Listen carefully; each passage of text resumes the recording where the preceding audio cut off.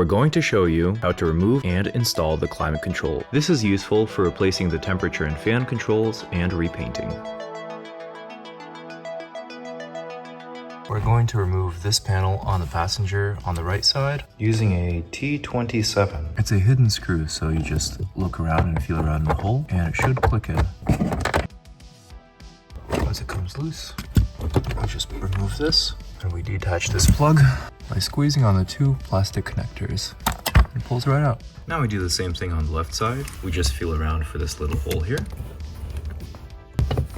Just wiggle it a little. This little bracket goes on here, so you might just have to use two hands, hold it in place, and then reinstall it. So we'll just keep these two as a set. Check out the video logs for these workbenches. Next, we're going to remove these leather-clad side panels, and they are attached using two regular T20 Torx heads. Both Torx.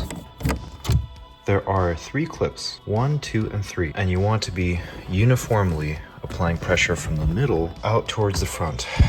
The objective is to disengage 1, 2, 3 clips without breaking them, hopefully in place. So I'm pulling. And if you haven't taken these panels out in a while, the clips might be a little finicky. There we go. Successfully broken none of them. Do the driver's side. And stay organized to make life easy.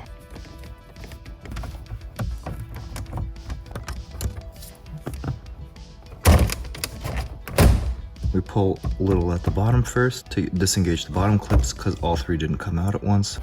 And clip integrity check. All 3 clips are good. And this is what your Boxster should look like at this point. The climate control is super easy. There are tabs on the left and right sides of the climate control unit. If you press on those, the climate control slides out, and you can detach the connectors at the back by pressing down on their tabs and pulling. They only go back in one way, so you don't even need to worry about what order the connectors go in.